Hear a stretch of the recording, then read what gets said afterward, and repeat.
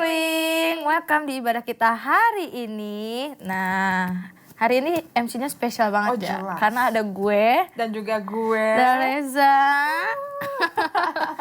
Ibadah hari ini spesial banget karena gak cuma MC-nya aja nih yang spesial kan, karena ada gue. Dan ada pembicara spesial juga hari ini. Nah, kita mau adain challenge nih, karena hari ini spesial banget. Apa, Ca? Nah, challenge-nya ini tuh kalian harus post di IG story kalian tentang ibadah hari ini. Jadi mulai dari opening, PW, khotbah, closing gitu ya. Kalian boleh capture atau boleh bumerang gitu ya. Dan captionnya adalah apa yang kalian dapetin atau gila, MC-nya kece banget nih. Kayak kita nih sekarang nih, kalian mau capture boleh banget. Begaya. Ya, oke. Nah, terus di story-nya kalian harus tag teens.sparkling dan pro.sparkling dengan hashtag Sunday Service. Yes. Udah ngerti? Nah, jangan lupa di tag ke teens.sparkling dan pro.sparkling. Nah, are you ready guys to present your seat? Yeah. Yuk, teman-teman, sebelum kita mulai PW, kita berdoa dulu yuk. Yuk. Hari ini kami bersyukur Tuhan boleh ada satu hari baru lagi Tuhan, kami boleh ibadah bareng-bareng Tuhan lewat Zoom atau lewat YouTube. Hari ini biar Tuhan yang siapkan hati kami, pikiran kami, dan juga kami mau katakan hari ini kami siap menyembah Tuhan, memuji nama Tuhan, bahkan mendengarkan firman Tuhan. Amin. Thank you Tuhan, dalam Tuhan Dalam Yesus, Yesus. haleluya, amin. Amin. Happy Sunday.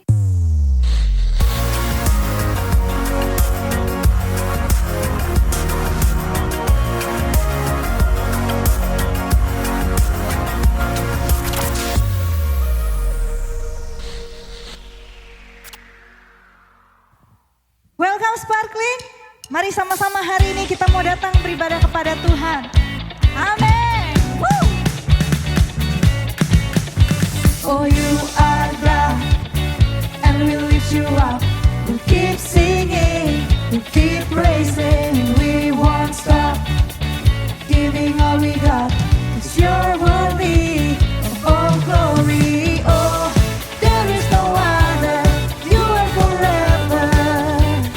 Lord over all, there's nobody like you, no one beside you. Woo! To you, let endless praise resound every night and day, and with no delay, let endless praise resound. Woo! Amen.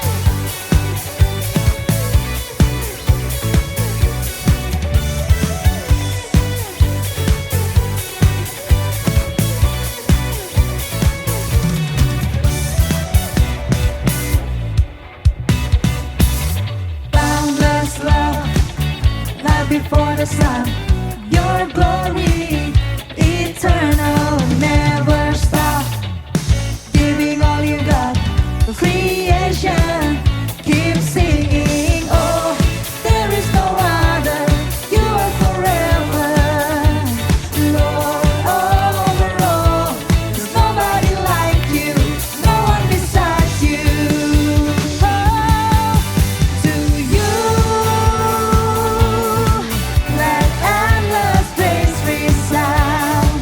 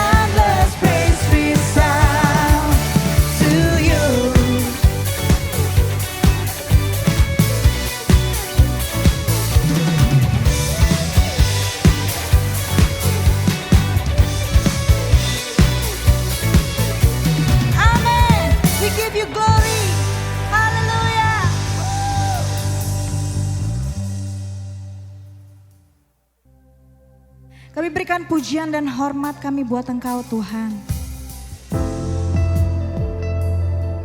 Sebab kami tahu kami adalah milik-Mu.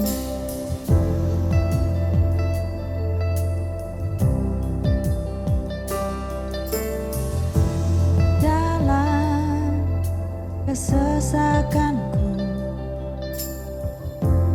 Kau beri kedamaian-Mu. Dalam keraguan, ku temukan wajah-Mu.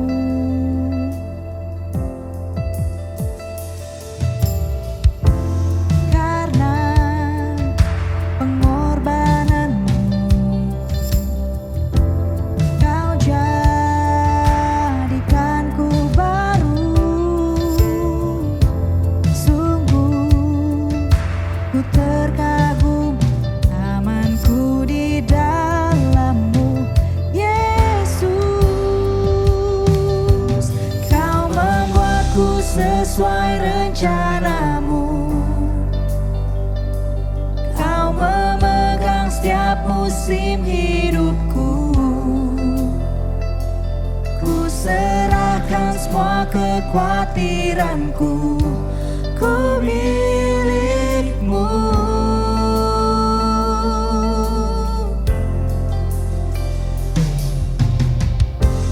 Karena pengorbanan-Mu, Kau jadikanku baru. Sungguh ku terkagum, amanku di dalam-Mu,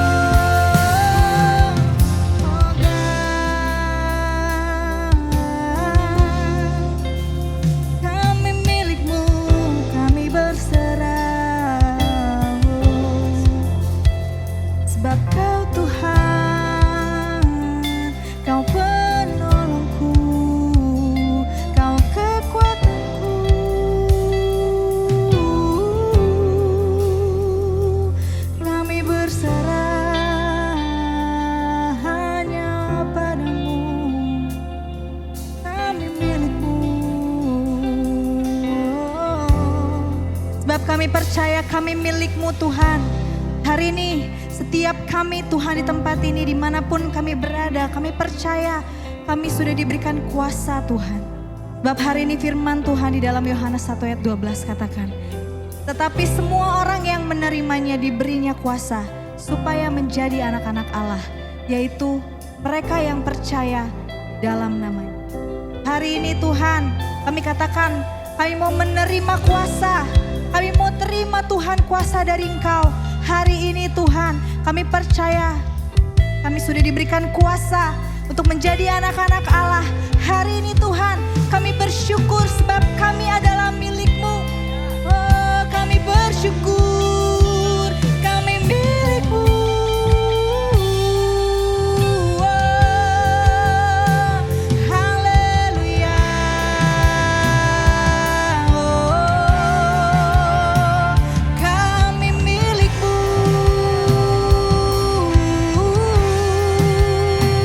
Oh,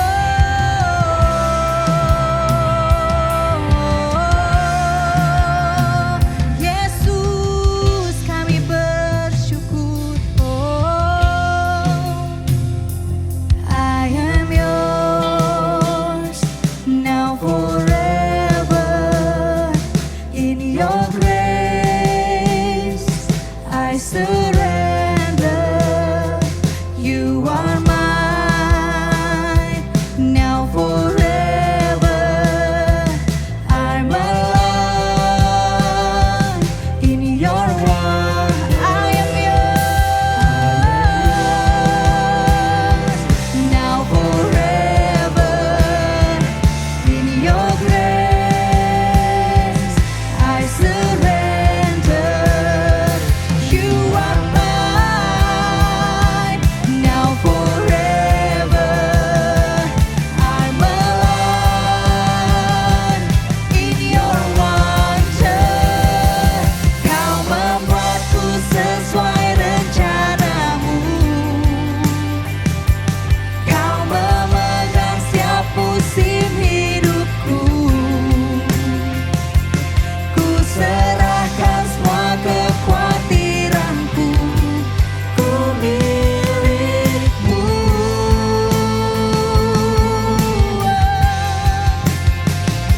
Semua kekuranganku Kau pun tahu. Tetap Kau pandang indah dalam-Mu.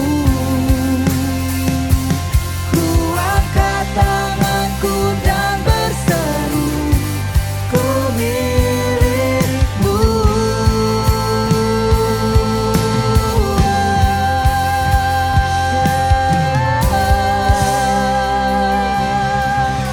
Haleluya. Amin. Kami percaya kami milik-Mu dan hari ini kami sudah terima kuasa dari Engkau. Terima kasih Tuhan. Di dalam nama Yesus kami sudah berdoa dan mengucap syukur. Haleluya. Amin. Halo teman-teman Sparkling, hari ini saya ingin berbagi kepada kita semua tentang satu topik, yaitu memahami sebab, menghidupi akibat. Dalam kehidupan kita selalu ada sebab dari sesuatu yang kita kerjakan yang berupa akibat. Contoh, tidur saudara adalah akibat dari sesuatu. Kalau saudara tidak memahami sebab saudara tidur, maka saudara cenderung biasanya tidur karena alasannya capek, ngantuk. Tapi bukan karena sebuah sebab yang benar-benar saudara pahami yang menjadi esensinya. Ya, kalau saya tanya juga misalnya sekarang saudara sedang mengikuti ibadah online, pertanyaan saya sederhana, berapa banyak saudara yang sudah mandi hari ini? Ya mungkin saudara sedang menyaksikan ini di waktu pagi atau siang, atau bahkan ada juga yang menyaksikan ini malam setelah live sudah berlalu atau premier sudah selesai di YouTube, atau makan keesokan harinya. Pertanyaan saya, apakah saudara sudah mandi?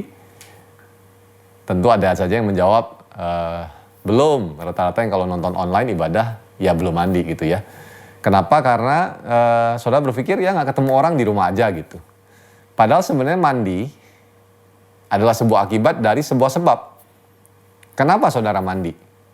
Tentu saudara ada yang berpikir bahwa, oh supaya waktu ketemu orang nggak bau. tubuhnya wangi gitu ya, supaya orang nggak jauh kita, saudara. Tapi sebetulnya kenapa saudara mandi? Tujuannya sederhana, sebabnya adalah sebab saudara harus menjaga kebersihan tubuh saudara. Itulah sebab saudara mandi. Kalau saya tanya lagi saudara, kenapa saudara menggunakan atau memakai seat belt atau sabuk pengaman di saat saudara berkendara? Ya, ada orang yang menjawab supaya tidak ditilang. Tentu itu bukan sebab yang benar saudara ya. Tapi sebab yang benar adalah namanya juga sabuk pengaman. Ya, artinya untuk supaya kita aman dalam berkendara. Jadi kalau terjadi tabrakan mendadak, ya biasanya tabrakan beruntun, saudara bisa aman. Karena paling tidak masih lebih aman dibandingkan saudara tidak pakai sabuk pengaman sama sekali. Jadi saudara, banyak hal dalam hidup kita ini yang merupakan sebuah proses sebab dan akibat. Begitu juga dengan kekristenan kita. Kalau kita tidak memahami sebab kenapa kita menjalani kehidupan kekristenan kita hari ini, kita cenderung akan menjadi orang Kristen yang melakukan segala sesuatu karena sebuah sebab yang salah atau karena tanpa sebab, hanya ikut-ikutan orang saja. Itulah kenapa hari ini kita mau menjadi orang-orang Kristen yang memahami sebab. Kenapa kita bersaat teduh? Kenapa saudara baca firman? Oh, karena ditanyain sama PKS saya Pak nanti. Oh, karena saya pikir kalau saya nggak saat teduh nanti Tuhan hukum saya. Nah, saudara, itu sebab yang salah. Kenapa saudara hidup kudus? Kenapa saudara adil terhadap banyak orang? Kenapa saudara belajar mengasihi? Kenapa saudara praktek mengasihi orang lain? Semua itu saudara ada sebabnya. Nah, inilah yang kita mau temukan bersama hari ini. Kita akan belajar bersama dari kitab Ibrani. Saudara, penulis kitab Ibrani menulis ini dengan luar biasa. Dan kalau saudara membaca keseluruhan kitab Ibrani, saudara akan menemukan tulisan-tulisan yang luar biasa yang menjelaskan tentang esensi dan sebab dari kehidupan kekristenan kita. Nah, saya mengajak kita hanya melihat sebagian saja, karena kalau semuanya saudara tidak akan selesai dalam satu sesi khotbah. Tapi kita akan melihat bersama proses atau hubungan sebab dan akibat di dalam Ibrani 10, ayat yang ke-19 sampai ayat yang ke-25. Ya, saya ulangi saudara ya, kita akan membaca bersama dalam Ibrani pasal yang ke-10, ayat yang ke-19 sampai ayat yang ke-25. Kita akan menemukan di sini bagaimana penulis kitab Ibrani yang diilhami oleh Tuhan tentunya mengajar kita bahwa ada sebab ketika kita menjalani kehidupan kekristenan kita. Ayat 19 saya akan bacakan buat saudara sampai seterusnya. Jadi saudara-saudara, oleh darah Yesus kita sekarang penuh keberanian dapat masuk ke dalam tempat kudus. Saudara ingat ya, ayat pertama ini ya, oleh darah Yesus, perhatikan ini. Hari ini kita beroleh keberanian untuk masuk ke dalam tempat kudus. Itu yang pertama ya saudara ya. Kemudian yang ke-20, karena ia telah membuka jalan yang baru dan yang hidup bagi kita melalui tabir, yaitu dirinya sendiri. Jadi saudara, kita menemukan bagian yang kedua dikatakan Tuhan Yesus telah membuka jalan yang baru dan yang hidup bagi kita saudara, bagi saudara dan saya melalui tabir, yaitu dirinya sendiri. Itu yang kedua, saudara perhatikan bersama. Yang ketiga, ayat yang ke-21, dan kita mempunyai seorang imam besar sebagai kepala rumah Allah. Siapa rumah Allah? Saudara dan saya. Kita adalah rumahnya Tuhan. Dan dikatakan dalam firman Tuhan barusan, kita mempunyai seorang imam besar sebagai kepala kita semua, yaitu Yesus Kristus. Jadi saudara, 3 ayat yang pertama ini sebenarnya adalah sebab. Kalau saudara memahami 3 sebab ini, maka saudara akan melakukan ayat-ayat berikutnya. Ayat 22, karena itu. Nah, perhatikan saudara, tulisan-tulisan di dalam firman Tuhan yang menuliskan kata atau kalimat dimulai dengan karena itu, sebab itu, oleh karena itu. Saudara, berarti itu artinya saudara, ada sebuah esensi yang sudah dijelaskan sebelumnya yang merupakan sebab dari apa yang harusnya dilakukan dalam pasal-pasal berikutnya. Contoh, saudara akan menemukan banyak surat-surat Paulus yang menuliskan karena itu. Dalam kitab Roma, saudara akan menemukan dari pasal 1 sampai pasal 11. Itu adalah semua esensi kekristenan yang dijelaskan oleh Paulus, esensi Injil, yang kemudian di dalam pasal yang ke-12, saudara akan menemukan kalimat-kalimat yang dimulai dengan kata karena itu. Begitu juga dengan surat Filipi, Efesus, saudara akan menemukan banyak tulisan Paulus yang merupakan hubungan sebab dan akibat. Demikian juga ini, walaupun kita tidak berani mengklaim secara 100% bahwa penulis kitab Ibrani adalah Paulus, makanya dari tadi saya menyebutkan penulis kitab Ibrani, namun ada gaya tulisan yang sedikit mirip, ya, cukup banyak yang mirip, tapi ada juga yang berbeda dengan cara Paulus menulis. Tapi kita melihat ini, ayat 22 dikatakan dimulai dengan kata karena itu. Karena 3 sebab tadi, ya ingat bersama saudara, karena 3 sebab tadi, marilah kita menghadap Allah dengan hati yang tulus, ikhlas, dan keyakinan iman yang teguh. Oleh karena hati kita telah dibersihkan dari hati nurani yang jahat, dan tubuh kita telah dibasuh dengan air yang murni. Jadi saudara, lewat ayat 22, kita membaca bersama bahwa waktu kita menghadap Allah, dengan hati yang tulus, ikhlas, dan keyakinan iman yang teguh. Waktu kita semua sebagai orang percaya datang kepada Tuhan, beribadah, menyembah, berdoa, berbicara kepada Dia. Waktu kita menghadap Allah, kita perlu mengerti bahwa ada sebabnya. Saudara, bukan karena sebuah ritual agama, bukan karena sebuah kegiatan rohani, bukan karena saudara disuruh oleh pemimpin saudara, bukan karena sekedar saudara mengikuti sebuah liturgi dalam sebuah gereja, bukan sekedar saudara mengikuti teman-teman saudara ketika mereka datang berdoa kepada Tuhan, bukan. Tapi justru karena ada sebuah sebab yang saudara perlu pahami. Kenapa hari ini kita bisa menghadap Allah? Kenapa saudara? Nah, nanti kita akan temukan ya. Tapi saya akan bacakan dulu lebih lanjut. Ayat 23. Kemudian dikatakan begini lagi, marilah kita, jadi kan ini sudah berupa tindakan-tindakan saudara, akibat-akibat yang terjadi dalam kehidupan kita, tindakan yang lahir karena sebuah sebab. Dikatakan ayat 23, marilah kita teguh berpegang pada pengakuan tentang pengharapan kita. Jadi saudara perlu teguh berpegang pada pengharapan yang ada di dalam saudara. Nah, di sini ayat ini ditambahkan lagi sebabnya. Selain sebab yang sudah ada dalam 3 ayat sebelumnya, ditambahkan lagi sebabnya. Dikatakan begini, sebab Ia yang menjanjikannya setia. Jadi saudara sangat bisa berpegang teguh pada pengharapan saudara akan Tuhan, akan jawaban doa-doamu, bahkan akan kehidupan yang kekal, akan kedatangan Yesus yang kedua kali. Sebab Ia yang menjanjikannya, yaitu Tuhan Yesus kita yang luar biasa, setia. Because He is faithful, Dia setia. Dia tidak akan mengingkari semua janjinya. Dia bukan manusia, Dia adalah Tuhan. Dan sifat Allah, salah satu yang paling mutlak adalah kesetiaannya Dia. His faithfulness. Jadi saudara, sebab Ia setia. Tapi ada sebab yang tadi sebelumnya yang kita sudah baca, nanti kita akan bahas bersama. Tapi inilah kenapa saudara perlu belajar bagaimana saya bisa berpegang teguh pada pengharapan saya kepada Tuhan. Karena saudara memahami sebabnya. Kita akan lihat nanti sebabnya apa. Ayat 24. Dan, nah ini ajakan lagi. Marilah kita saling memperhatikan supaya kita saling mendorong dalam kasih dan dalam pekerjaan baik. Nah saudara, ayat ini juga merupakan sebuah akibat. Karena sebuah tindakan yang lahir dari sebuah sebab. Kalau dikatakan marilah kita saling memperhatikan dan saling mendorong dalam kasih dan perbuatan baik. Apa yang menyebabkan saudara hari ini mau saling memperhatikan di Komsel? Apa yang menyebabkan saudara hari ini mau saling mendorong dalam kasih dan dalam perbuatan baik? Ada orang-orang yang praktek mengasihi bukan karena dia memahami sebabnya. Tapi karena dia mau orang lain juga baik kepada dia. Dia mau juga orang memperhatikan hidup dia. Atau ada juga orang-orang tertentu yang memperhatikan dan mengasihi orang lain karena ada maksud. Karena ada tujuan yang lain. Itulah kenapa saudara tidak sedikit menemukan orang-orang yang kecewa di dalam gereja karena mereka merasa kok kasih saya, tanda kutip, bertepuk sebelah tangan.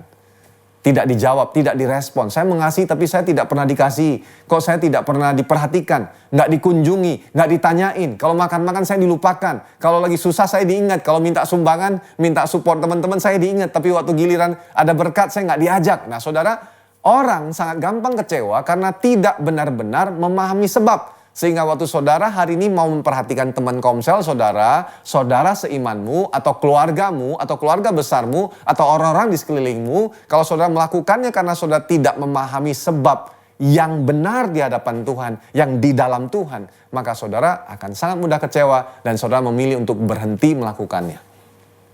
Nah, kita akan nanti lihat sebabnya apa. Kenapa saya perlu belajar saling memperhatikan dan saling mendorong dalam kasih dan dalam perbuatan baik. Ya.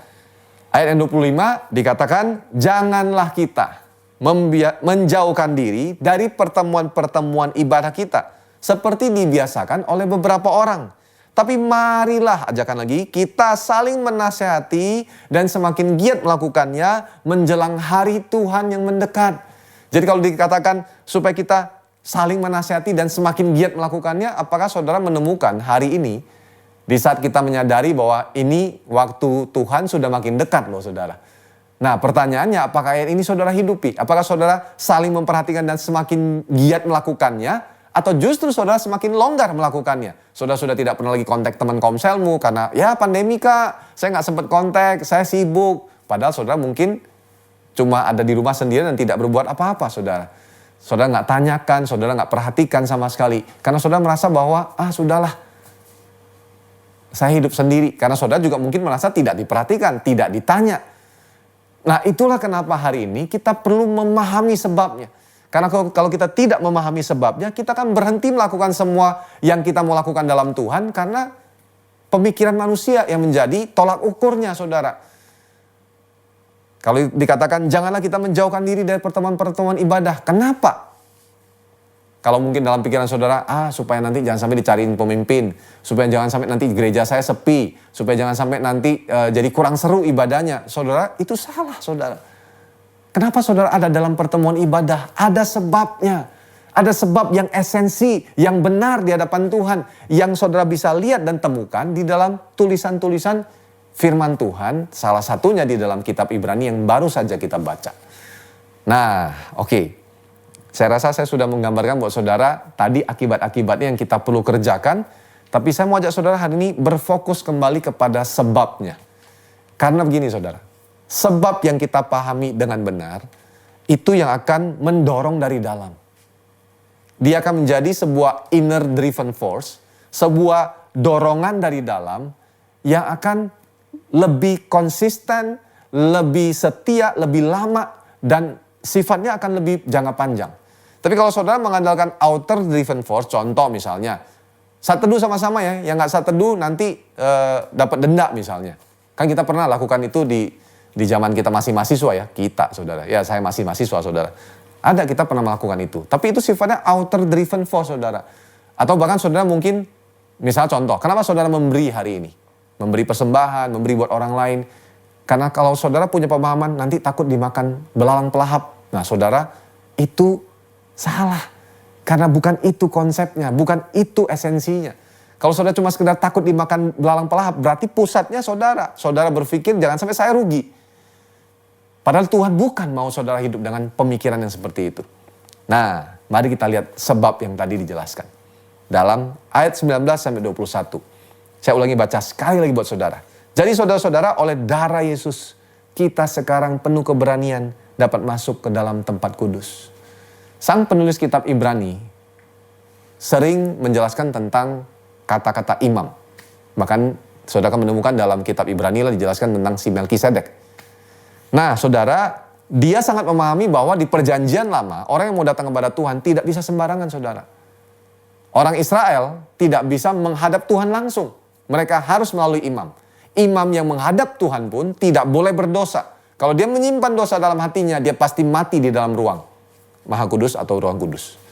Jadi saudara, ayat ini mau menjelaskan buat kita betapa berharganya darah Yesus yang sudah dikorbankan buat saudara dan saya. Kalau saudara memahami sebab ini begitu rupa, saudara tidak akan sembarangan hidup. Dan saudara, karena saudara sangat menghargai apa yang Yesus sudah korbankan, saudara akan dengan berani datang kepada Tuhan. Saudara akan dengan haus dan sungguh-sungguh menghadap Tuhan setiap hari. Karena saudara sadar bahwa kesempatan untuk menghadap Tuhan ini tidak sembarangan terjadi. Tapi melalui sebuah proses pengorbanan yang luar biasa. Pertanyaan saya buat kita hari ini adalah, apakah setiap hari kita masih menghadap Allah dengan begitu sungguh-sungguh karena kita memahami betapa berharganya proses ini. Proses pengorbanan Kristus yang tidak bisa digantikan dengan apapun juga. Jadi kalau kita memperhatikan yang ini, kita sadar bahwa oleh darah Yesus hari ini aku beroleh kesempatan untuk datang kepada Bapa. Beroleh jalan. Hari ini aku tidak perlu takut lagi seperti orang Israel dalam perjanjian lama. Aku bisa datang dengan hati yang apa adanya, tulus, ikhlas, dengan iman yang teguh. Kenapa? Karena aku sadar bahwa Yesus sudah mati. Dia menanggung dosaku. Dia menyucikan aku. Sehingga hari ini aku datang kepada Bapa. Dan Bapa pasti berkata, anakku datanglah. Aku mendengarkanmu. Saudara akan bisa menghadap tahta kasih karunia. Di mana kasih karunia Tuhan berlimpah-limpah buat saudara. Jadi kalau hari ini ada di antara saudara yang mungkin berkata, aku tertuduh, aku terintimidasi. Berhenti berpikir seperti itu saudara. Karena itu pikiran yang bukan dari Tuhan. Roh Kudus pasti mengingatkan saudara akan karya penebusan Kristus. Dan kalau saudara diingatkan akan hal itu, datanglah kepada Bapa dengan pemahaman sebab bahwa Yesus sudah mengorbankan hidupnya buat saudara dan saya. Jadi saya mau mendorong dan mengencourage setiap saudara yang mungkin sedang lemah, letih, lesu, di dalam masa-masa yang seperti hari ini. Karena Yesus sendiri berkata, datanglah kepadaku, engkau yang letih, lesu, dan berbeban berat. Apa maksudnya datang kepada Yesus? Saudara datanglah dan ingatlah apa yang dia sudah kerjakan buat hidupmu. Kalau saudara mengingat pengorbanannya, saudara akan kuat kembali. Saudara akan beroleh semangat kembali. Saudara akan beroleh sukacita, damai sejahtera yang akan memimpin saudara untuk datang kepada Bapa, menghadap hadirat Tuhan. Dan bukan hanya itu saudara. Kenapa kita bisa teguh berpegang pada pengakuan tentang pengharapan kita? Selain karena dia setia. Karena saudara, dia telah membuka jalan yang baru dan yang hidup bagi kita melalui tabir, yaitu dirinya sendiri saudara. Saudara tahu tabir adalah pembatas antara ruang kudus dan ruang maha kudus di dalam bait suci. Saudara, tabir itu terbelah ketika Yesus mati di atas kayu salib. Saudara akan temukan itu dalam firman Tuhan. Kalau saudara baca kitab Injil. Nah saudara, kenapa tabir itu harus terbelah? Karena itu melambangkan bahwa tidak ada lagi penghalang untuk kita datang kepada Bapa. Kenapa? Karena Yesus sudah menjadi perantaranya. Maka dikatakan, akulah jalan dan kebenaran dan hidup. Tidak ada seorang pun yang dapat datang kepada Bapa kalau tidak melalui aku. Jadi Yesus menjadikan dirinya sendiri perantara untuk saudara dan saya bisa menghadap Bapa. Dan bukan hanya itu, dengan cara itulah dia memberikan kepada saudara dan saya jalan yang baru dan yang hidup.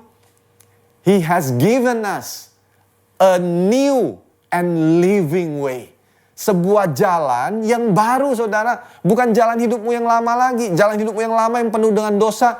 Hal-hal yang buruk. Semua itu sudah digantikan. Saudara sudah diberikan jalan kehidupan yang baru. Saudara bukan lagi orang yang berada di dalam jalanmu yang lama. Jadi jangan pernah lagi mau kembali ke sana. Karena saudara ada di dalam jalan yang baru. Dan dikatakan yang hidup. Saudara, yang hidup itu artinya yang bergairah, yang semangat, yang penuh dengan keantusiasan. Yang hidup itu artinya tidak mati, tidak kaku, tidak diam, tidak biasa-biasa saja. Tapi penuh dengan kegairahan. Itulah jalan yang kita hidupi di dalam Kristus. Jadi saudara, ini adalah sebuah perjalanan yang sangat menarik, sangat luar biasa. Itulah kenapa saudara dan saya, karena jalan ini jalan yang baru dan yang hidup, yang penuh dengan semangat. Kita boleh dengan teguh berpegang pada pengharapan kita kepada Tuhan. Karena jalan ini bukan jalan yang biasa lagi, bukan jalan yang buruk, tapi jalan yang luar biasa, jalan yang baru dan yang hidup. Ingat ini saudara. Jadi depan saudara, kalau saudara merasa masa depanmu, saudara ragu apakah akan ada masa depan yang baik, akankah ada akhir yang terbaik, Tuhan yang menjanjikannya setia buat saudara. Dia sudah memberikan kepada saudara jalan yang baru dan yang hidup. Di depan sana ada banyak hal yang luar biasa yang Tuhan sudah sediakan buat engkau. Mari berjalan bersama di dalam Tuhan. Dan sebab yang ketiga, kita mempunyai seorang imam besar sebagai kepala dari kita semua. Apa maksud ayat ini saudara? Dia memberikan kita contoh. Dia yang akan memimpin kita. Dia imam besar, dia kepala kita. Itulah kenapa tubuh akan dengan sangat mudah bergerak untuk saling memperhatikan bersama Karena kepalanya satu, yaitu Kristus. Kepalanya bukan banyak, saudara. Seperti tubuh yang saya miliki sekarang, kepala ini satu, saudara. Kalau kepalanya banyak, tubuh saya satu mau ke sana, satu mau ke sini. Tidak bisa, saudara. Tangan saya tidak bisa bekerja sendiri kalau kepala tidak memerintahkannya. Saya tidak mungkin menunjuk saudara kalau kepala tidak menyuruh dia menunjuk. Karena dia adalah kepala, saudara, mari hari ini fokuskan pandangan mata kita kepada sang kepala. Sehingga waktu saudara belajar saling mengasihi, saling memperhatikan, saling mendorong dalam kasih dan dalam pekerjaan baik. Di dalam komselmu, keluargamu, keluarga besarmu, di lingkunganmu, dimanapun kau berada, saudara melakukannya dengan memandang sang kepala, saudara akan dengan sangat mudah melakukannya dan saudara akan berhenti kecewa kepada manusia. Saudara nggak pusing apakah ada timbal balik atau tidak, saudara dikasih kembali atau tidak, saudara tidak pusing dengan itu karena saudara hidup mengikuti sang kepala. Dia adalah kepala rumah Allah, dia kepala dari kita semua. Dia adalah kepala tubuh. Tubuh akan semuanya bergerak karena sang kepala yang akan menuntun kita semua. Hari ini, maukah kita membuang semua pemikiran-pemikiran manusia kita yang menghentikan atau menghalangi kita untuk melakukan pekerjaan Tuhan? Berhenti menggunakan pemahamanmu sendiri, tapi buka hati dan pikiranmu dan tanyalah kepada sang kepala. Bapa, Tuhan Yesus, apa yang harus aku lakukan? Saya percaya mulai hari ini, Tuhan akan tunjukkan buat saudara orang-orang yang saudara perlu hubungi. Mungkin saudara bukan dalam kondisi yang kuat, karena saudara Tuhan tidak membutuhkan orang yang kuat untuk bisa berhubungan kasih dengan orang lain. Justru Tuhan hanya membutuhkan orang yang mau. Karena Tuhan pasti menggerakkan saudara untuk bisa saling membangun satu terhadap yang lain. Saling mendorong di dalam kasih. Jadi saya berdoa hari ini saudara, 3 sebab ini saudara bisa pahami. Bahwa oleh darah Kristus kita beroleh keberanian masuk dalam tempat Maha Kudus. Itulah kenapa saudara berdoa, baca firman, beribadah, datang kepada Tuhan, menyembah Dia. Karena saudara paham betul betapa berharganya pengorbanan Kristus buat hidupmu. Saudara tidak akan ragu untuk berpegang pada pengharapan akan masa depan, akan hidup yang kekal, akan apapun juga di dalam Tuhan. Karena Ia yang menjanjikannya setia. Dan Ia sudah memberikan kepada saudara jalan menuju ke sana. Jalan itu bukan jalan yang mati. Bukan jalan yang tidak semangat, tapi jalan yang baru dan yang hidup. Dan saudara akan sangat bisa hidup bersama di dalam komunitas. Saling memperhatikan, saling membangun dalam kasih, saling mendorong dalam pekerjaan baik. Karena saudara memandang sang kepala yang akan menuntun kita semua, mengarahkan kita semua, mengajar dan mendidik kita semua. Supaya kita menjadi tubuh Kristus yang bersatu dan dunia akan melihat bahwa kasih Kristus ada di tengah-tengah kita. Dan mereka menjadi orang-orang yang percaya juga kepada Kristus. Mari kita berdoa. Bapa, Tuhan Yesus yang baik, kami bersyukur untuk hari ini. Terima kasih untuk pengorbanan-Mu dalam hidup kami. Kami tahu Tuhan, kami manusia yang masih punya banyak kekurangan. Tapi Tuhan tolong kami. Supaya lewat kebenaran firman Tuhan yang sudah kami dengar, hati dan pikiran kami mengalami transformasi, kami diubahkan Tuhan. Dan ketika kami diubahkan, dari dalam kami akan mengalir aliran air hidup. Sehingga orang-orang di sekeliling kami akan merasakan kasih Kristus melalui hidup kami. Tuhan, hari ini aku berdoa buat setiap rekan-rekanku yang ada di Sparkling, baik mereka yang ada yang di youth maupun yang ada di profesional. Tuhan, Kau yang paham dan Kau tahu betul apa yang menjadi keadaan mereka. Aku berdoa Tuhan hari ini supaya ada kekuatan yang baru. Mengalir buat teman-temanku semua ini Tuhan. Mengalir buat semua saudaraku. Dan aku berdoa Tuhan supaya melalui kebenaran hari ini kami semua akan mengalami perubahan yang nyata. Bukan hanya sekejap, bukan hanya sejenak saja perubahan itu. Tapi konsisten, jangka panjang, bahkan sampai kami dipanggil kembali ke rumah Bapa. Terima kasih Bapa. Kami percaya Tuhan menjaga kehidupan kami. Aku berdoa berkati anak-anak-Mu Tuhan dengan kesehatan, dengan segala hal yang terbaik. Supaya mereka bisa terus melakukan pekerjaan-Mu di muka bumi ini. Dalam nama Yesus kami sudah berdoa dan kami bersyukur. Mari kita percaya, sama-sama kita berkata, Amin. Tuhan Yesus memberkati setiap saudara. Oke, bagaimana firman Tuhan hari ini teman-teman? Gue percaya firman ini memberkati kita semua dan kita dapat menjadi pelaku-pelaku firman, bukan cuma pendengar saja. Dan hari ini yuk kita menutup ibadah kita hari ini, kita satu dalam doa. Tuhan Yesus, kami bersyukur buat waktu yang terbaik yang kami boleh berikan buat Engkau Tuhan. Terima kasih buat persekutuan yang kami boleh lakukan Tuhan. Pujian, penyembahan, dan firman yang boleh kami dengar hari ini Tuhan. Kami berdoa Tuhan biar firman-Mu berakar, bertumbuh, berbuah dalam hidup kami Tuhan. Supaya kami menjadi pelaku-pelaku firman yang kami boleh menjadi teladan buat sekeliling kami. Anak-anak muda hari ini angkat tangan di depan Tuhan. Terimalah berkat dan damai sejahtera dari Allah Bapa, cinta kasih dari Yesus Kristus, dan kuasa persekutuan penyertaan Roh Kudus menyertai kita kemanapun kita berada, sampai kita terus melakukan kehendak Tuhan buat sekeliling kita. Di dalam nama Tuhan Yesus, sama-sama kita katakan amin. Happy Sunday, God bless you. Hai guys, gimana? Terberkati dengan khotbah hari ini? Wow, luar biasa ya. Ada beberapa pengumuman juga yang perlu kita simak untuk minggu ini. Yang pertama, kami nggak mau bosan-bosan buat ingetin teman-teman jangan lupa untuk saat teduh. Nah, saat teduhnya teman-teman bisa baca atau renungkan bahan saat teduh dari Departemen Pengajaran Abba Love Palem. Kita mau sama-sama belajar dan juga merenungkan firman Tuhan. Materi nanti akan di-share setiap 2 minggu sekali oleh GA dan juga GS. Pastikan kamu sudah mempunyai materinya ya. Yang kedua, kita akan ada jurnal Pro Sparkling. So, siapin diri kalian untuk kita rajin dan juga setia mencatat. Tidak hanya mencatat firman Tuhan, tapi juga mencatat setiap hal yang menarik dan kita bisa bagiin nanti ketika kita komsel. Siapa di sini yang udah rindu untuk beribadah di gereja? Wah, kita harus sedikit lagi ya bersabar. Nah, untuk mengobati kerinduan kita terhadap ibadah bersama-sama, pada tahun ini kita akan mengadakan ibadah virtual via Zoom. Nah, nanti akan ada 2, Sparkling Teens dan juga Sparkling Pro secara ganti-gantian per 2 minggu sekali. Nah, pastikan teman-teman join dan bergabung. Kita akan ada ibadah di 10.30 via Zoom. Pastikan teman-teman juga mendapatkan linknya dari GA dan GS teman-teman. Yuk, sama-sama ibadah, saling terkoneksi, dan bersama kita akan semakin kuat untuk menghadapi pandemi ini. Yang terakhir ada juga pengumuman kita masih bisa melakukan persembahan dan juga perpuluhan melalui rekening gereja. Langsung aja nih di capture ya.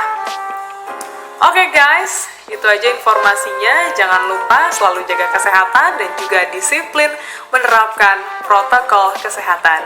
Sampai jumpa di minggu depan. God bless.